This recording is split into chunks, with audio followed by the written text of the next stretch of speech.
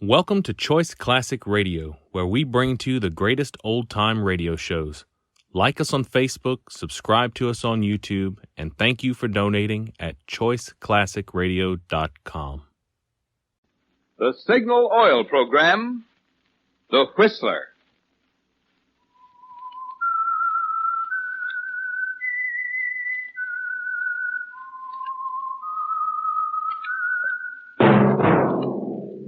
That whistle is your signal for the Signal Oil Program, The Whistler.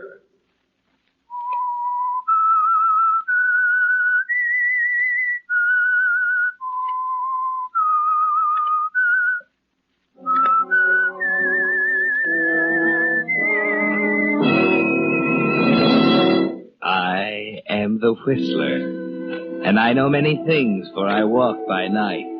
I know many strange tales hidden in the hearts of men and women who have stepped into the shadows. Yes, I know the nameless terrors of which they dare not speak.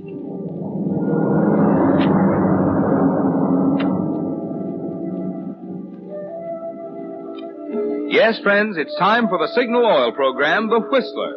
Rated by independent research, the most popular program on the West Coast. Remember, let every traffic signal remind you, with new Signal gasoline, you do go farther than ever. Look for the familiar big yellow and black circle sign that identifies those popular signal stations in 7 western states from Canada to Mexico. And now the Whistler's strange story. Poison is quicker.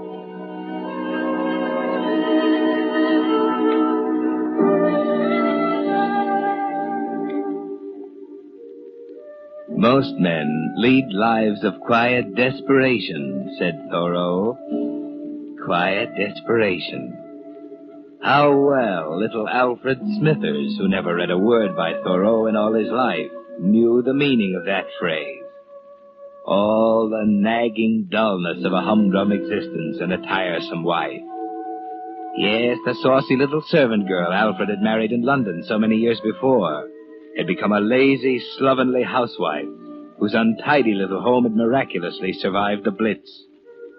Now, with the coming of peace, Gracie Smithers sat in her dingy front parlor night after night, reading murder mysteries and yawning, while Alfred gazed blankly at his daily express and wished he were rid of her.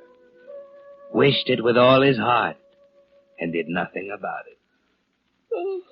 Oh, well, that's another one off me docket.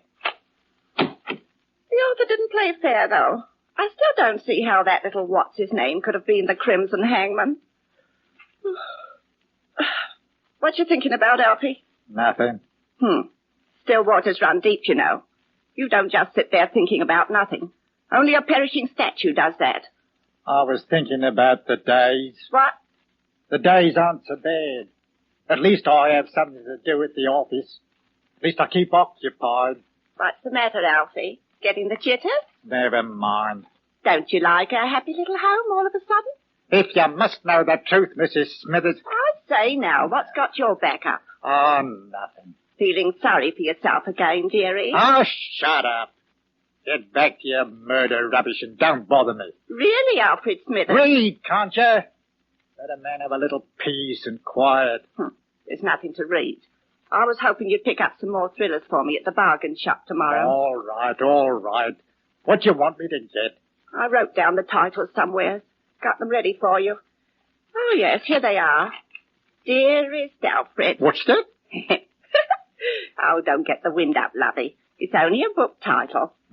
Doesn't sound much like a murder mystery to me. Perhaps it isn't.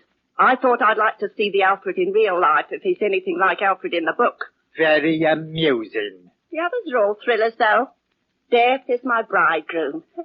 Here gives you the creeps, don't it? Nobody loves me. That's a murder that looks like suicide. Yeah. This way out, a spine-chilling cat-and-mouse game, the catalogue says.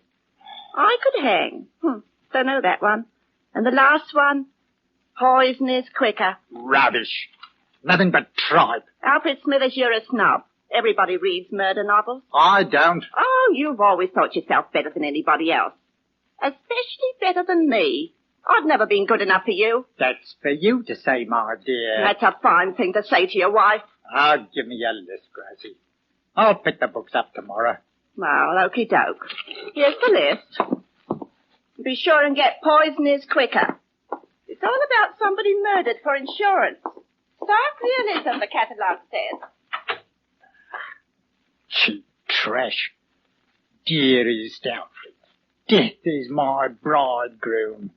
Nobody loves me. This way out. I could hang. But poison is quicker. Dearest Alfred, death is my bridegroom. Nobody loves me. This way out. I could hang. But poison is quicker. Alfred, Well, what's the matter? Why are you shaking so? I don't know. I must have caught a chill.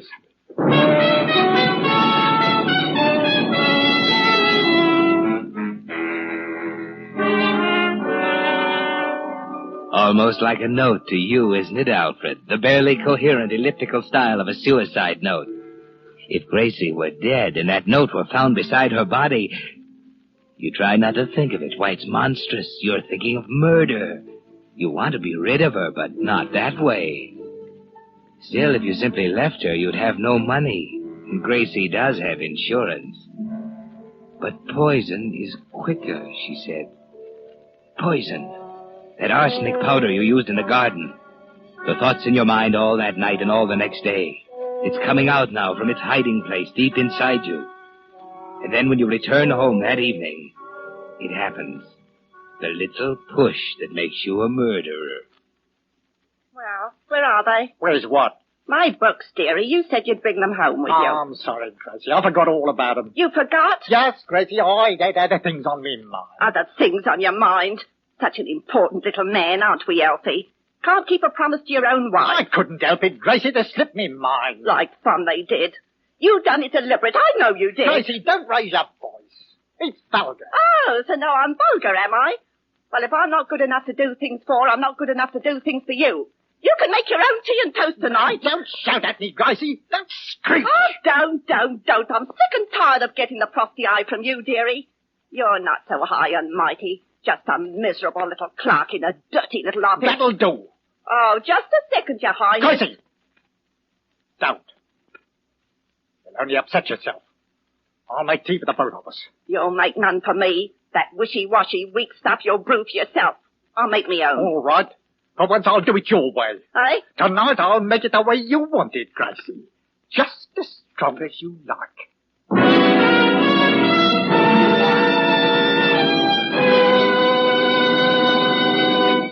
With the prologue of tonight's story, Poison is Quicker, Signal Oil Company is bringing you another strange story by The Whistler. Inflation. You hear that word all around you these days. But in the midst of higher and higher prices and dollars that buy less and less, it's gratifying to find a product that actually offers more quality than ever before in history, but still sells at its pre-war price. Yet that's just what you get in new Signal gasoline. Of course, improvement isn't new to Signal gasoline. Since that day 14 years ago when Signal Oil Company introduced the first guaranteed anti-knock gasoline at no extra price, Signal gasoline has been constantly improved to give you the benefit of every latest development in the automotive and petroleum industry. But today's Signal gasoline, in which the atoms in gasoline molecules have actually been rearranged to create amazing new power, is so superior to pre-war gasolines, it's really a completely new type super fuel. To discover what thrilling performance there's still left in your car, try just one tankful of new Signal gasoline. When you step on the accelerator, you'll know why Signal products, although still young in years, have grown and grown in popularity. Until today, those friendly stations displaying Signal's yellow and black circle sign now serve 7 western states from Canada to Mexico. And now, back to the Whistler.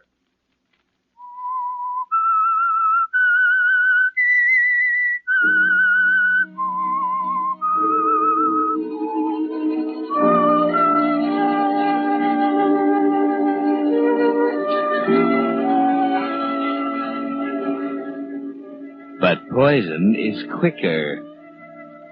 Strange what a book title can do to a man, isn't it, Alfred? Who would think it could be the stepping-off place to murder? And yet Gracie's dead now, the victim of arsenic poisoning. And you are already playing a new role, the part of a shocked husband, the little man who seems so dazed and bewildered. It's only 4 hours after you made Gracie such a nice cup of tea. And now she's dead. And Police Sergeant Jellaby is questioning you. You're thankful you're still in the safety of your own home. You might lose your head if you were in the hostile atmosphere of a police station. Are you sure you can't think of any reason why your wife would wish to take her own life, Mr. Smithers? Not right now, Sergeant. I just can't think now. I'm sure you understand we must get to the bottom of this unfortunate affair. Of course. Now, about the question of motive, then. Well, the books. Might have been the books. Books? But it's such a tiny thing. You better tell me about it, Mr. Smithers. Well, my wife is very fond of reading. Last night she asked me to pick up some novels for her in the city today, and I was so busy that I forgot all about them. She was rather upset when I come home without them. Upset enough to kill herself, Mr. Smithers? Oh, good heavens, no. At least I didn't think so then. You quarrelled about it? Oh, no, we never quarrelled. She was upset, as I said, and it disturbed me. In what way? I felt rather guilty about failing her, so while she was making our tea, Your wife made tea after your little incident? Oh, yes, she always done that. She said I made such horrible tea. Our neighbours can tell you that. Who are they? Well, there's Mrs. Applegate next door. She's a widow, and then there's Henry Small across the road. I see. Go on, Mr. Smithers. You said you felt guilty. Oh, yes, so I did. So while she was making the tea, I decided to surprise her.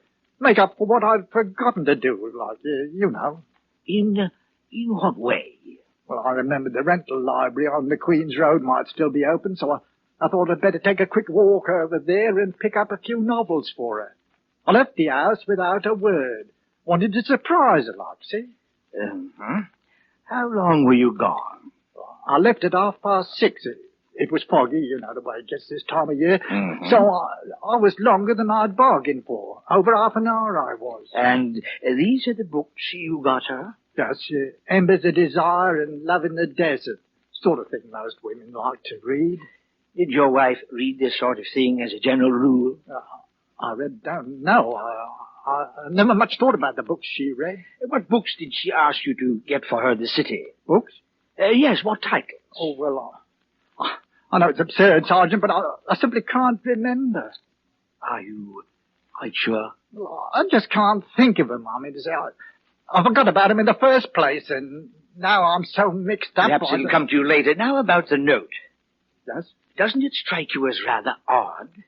I don't think I know what you mean, Sergeant. Well, it isn't coherent for one thing, and she didn't sign her name to it for another. I thought of that.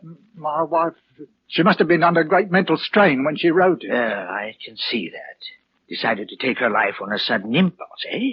Must have thought you'd left the house in a fit of anger, then hurried about the business of writing the note and putting the arsenic in her tea. It's a terrible thing to think about, ain't it, Sergeant? Right. Arsenic poisoning's not the most pleasant of deaths. Since you weren't here to prevent it, perhaps it's just as well you didn't get home until it was all over. Yes. Is that all, Sergeant? Yes. You'll be notified when to appear for the inquest, Mr. Smithers. I'll see you then. Good night.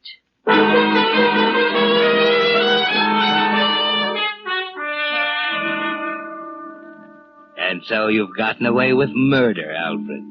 Or have you? Is Sergeant Jellaby as stolid and blind as he seems? He certainly didn't seem too sympathetic. Was that merely his official manner, or does he suspect you?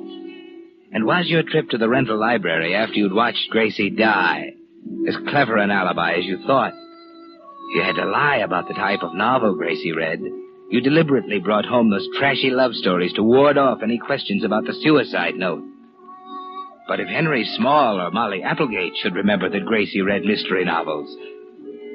you made a mistake there, Alfred.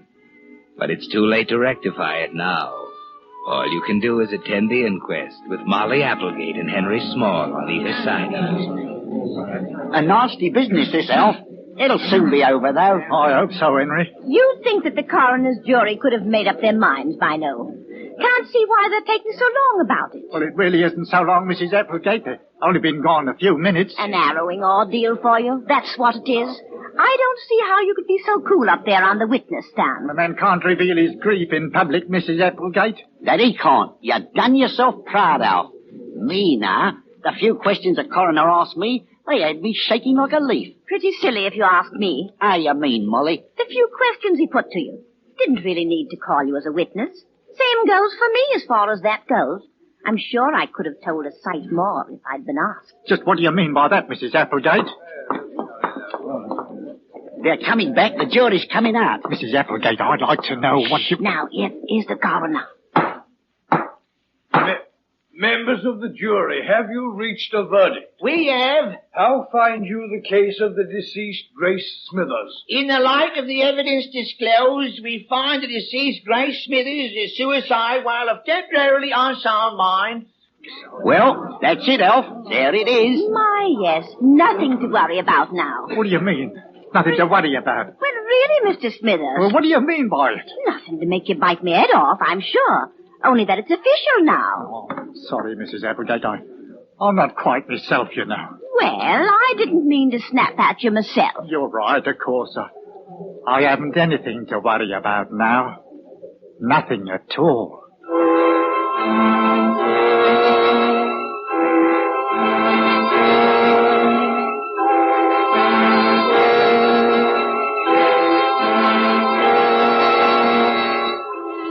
Nothing to worry about, Alfred.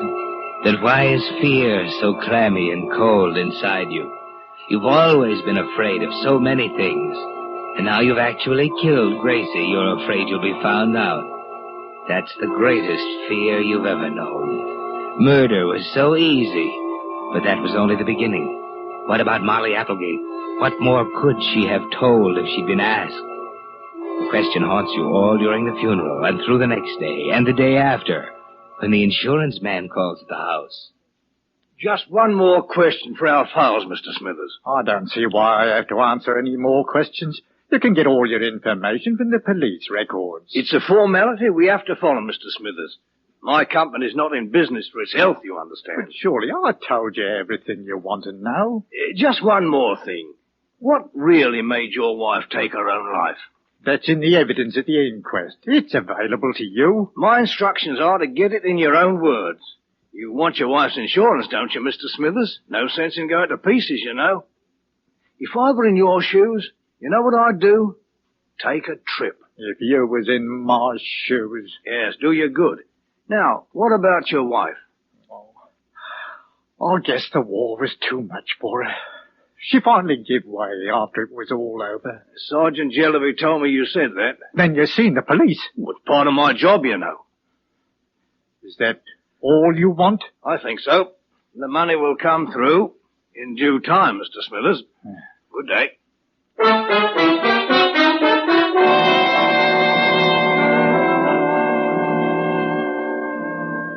Panic won't help you at all, Alfred. Still, Mr. Chatham, the insurance man, seemed much too suspicious, didn't he? Why all the leading questions? If he were in your shoes, he said, he'd go away. As if he knew that was already in your mind.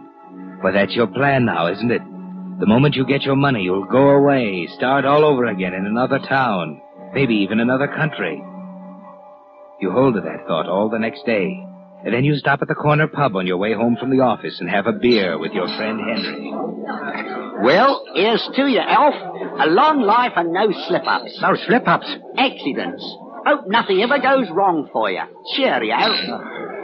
Cheerio. Oh, that's a bit of all right, what? Yes, it is. Ran into that insurance bloke this afternoon, Chatham. You did? Tells me you're thinking of going away. What gave you that idea? I don't know. Perhaps he didn't say that exactly. Said he mentioned it to you. Where are you thinking of going, Elf? Well, I haven't gotten... South of France is the spot this time of the year. I haven't even thought about it, Henry. Yeah, speaking of France, by the way, I read across a rum item in the paper last week. Oh? This French bloke's wife killed herself, see? Suicide. Plain as the nose on your face. Bloke collects the insurance and then skips off. Hops off to Paris and starts blowing in his brass on riotous living, you might say. The gendarmes picked him up like that. Give himself away, he did. He killed her himself. If he'd stayed where he was, nobody'd have been any the wiser. Now, the way I look at it, Elf... Elf... where'd he go? I say there, Peg! You could be a friend, Mr. Small. Well, he was here only a second ago. I was just chinning, not looking at him especially, and he ups and disappears. He walked out while you was talking, Mr. Small. White as a sheet he was, just like he'd seen a ghost.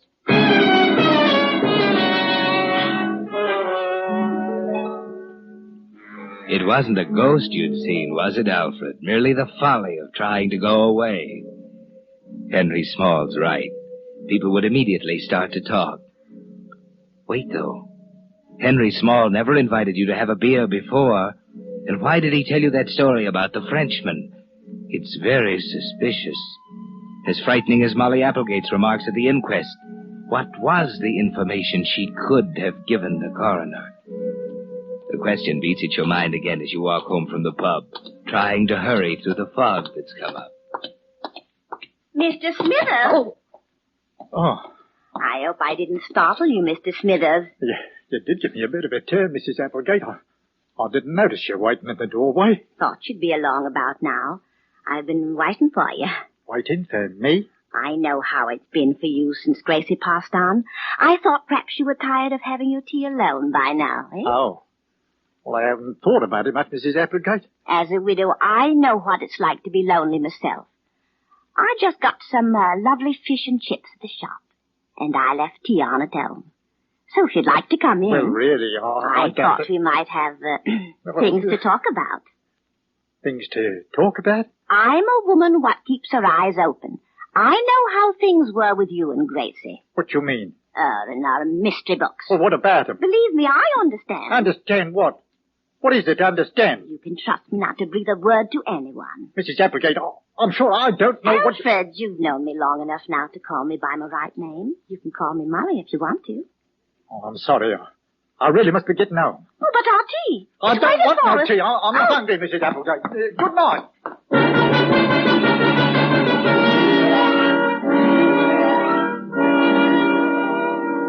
What's happening to you, Alfred? Sergeant Jellaby, Henry Small, the insurance man, Molly Applegate. They've all talked to one another about you. Are they playing a cat-and-mouse game with you? You've got to find out how much they know. Ask Henry Small. Question him skillfully, cunningly, so that he won't suspect anything. But get the truth from him. That's it. Invite him to the house. He's late in arriving, though. By the time he does get there, it's late afternoon, and fog is beginning to creep through the streets again. What did you want to see me about, Elf? Well, Henry, I'd like to apologize about the other night at the pub, you know. Apologize? What for? I suppose you thought it was odd of me going... I said, why are you looking out the window? Oh, nothing. What's up, Alf? I wanted to talk about something else, too. What's that? Well, I don't quite know how to say it. Something troubling you, Elf? Why do you say that? Helps sometimes to get it off your chest. Like I was saying to Molly Applegate this Why morning... must you keep looking out that window? What's that, Alf? You expecting somebody? Is that it? Is that why you was late? Here he is. He's coming now. Oh, what are you talking about? Another minute and you wouldn't be able to see him for the fog. Oh, is it here? Let me see. Them uniforms don't keep out the cold in weather like this. No, he can't. What's up, Elf? He can't come here. He can't come here. Look here, mate. Easy does it. Now, look, Elf. Is anything the matter? He's at the door, Elf. You better let him in. Elf, don't you hear him? You better go to the door. Elf! Elf! Good heavens. Elf, what have you done? Here, let me help you. You can let him in now, Henry. You all thought you were so clever. But poison is quicker.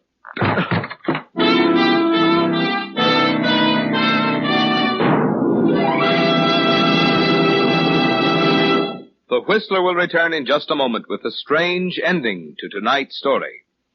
Meantime, a word about a sight that's becoming more and more common these cold mornings. Somebody trying to start his car, but no luck.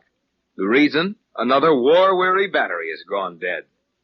So that this can't happen to your car, I'd like to suggest that you take advantage of your Signal gasoline dealer's complete battery service. At least every 2 weeks, stop in to have him check the water level and remove destructive corrosion from the terminals. If your battery seems run down, your Signal dealer has the latest equipment to tell its exact condition, as well as to give you a thorough recharge job. In the event that you need a new battery, he has top-quality Signal batteries, fully guaranteed for long, trouble-free service. And I might add, Signal dealers also have America's finest spark plugs, Champion spark plugs, which play such an important part in cold weather starting. So stop in at your Signal dealer soon. You'll find he's much more than just a place to buy Signal's famous Go Farther gasoline and fine lubricants. For wherever you see Signal's yellow and black circle sign, there you'll also find complete Signal service and accessories to help your car run better, look better, and last longer. And now, back to the Whistler.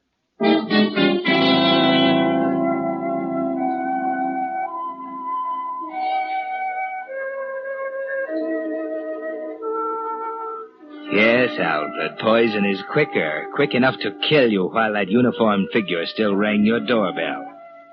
The cat and mouse game is over. The moment you saw his vague form coming up the walk through the fog, you knew that giant paw was descending on you. The police had come for you at last. So now you lie dead in a huddled heap in your little kitchen, while Molly Applegate, aroused by Henry Small's outcry, and Henry talked to the newcomer about you. Terrible, terrible. How soon do you think the police will get here? Sergeant Jellaby ought to be here at any time now. Not that he can do anything. Nobody can now. What made him do it? Well, mate, the minute he saw you, he makes a dash for the kitchen. By the time I realized something was up, it was too late. Oh, poor fella. Seemed to go all to pieces after his wife died. I did what I could for him, too. Stood him a drink the other night. Ran out on me while I was telling him some yarn or the other. I must say I was wrong about him. Wrong? Well, I feel proper ashamed of myself now, but I got the idea she hadn't been a good wife to him. I tried to tell him so. Poor old chum. Ain't it funny how he jumped on the edge the minute I spotted you coming up the walk? Thought you might be bringing me a quid or two on the football pool this week. Instead, you called on old Alf. What gets me? Why does he do it just when I'm ringing the bell? What was it you had for him, Mr. Postman? A special delivery letter, registered, from the insurance company. It's the money from his poor wife's policy.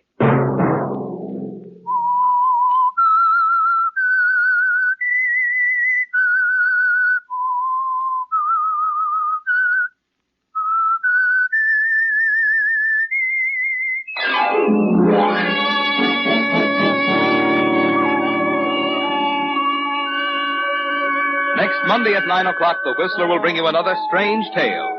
The Whistler is broadcast for your entertainment by the marketers of Signal gasoline and motor oil and fine quality automotive accessories, and by your neighborhood Signal dealer. This program, produced by George W. Allen with tonight's story by Leslie Edgley, music by Wilbur Hatch, is transmitted to our troops overseas by the Armed Forces Radio Service.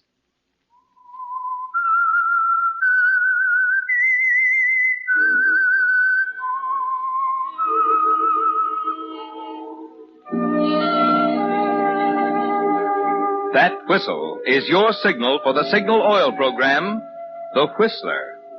This is Marvin Miller speaking, reminding you to look for those familiar yellow and black circle signs that identify those popular Signal Oil stations in 7 western states from Canada to Mexico. This is CBS, the Columbia Broadcasting System.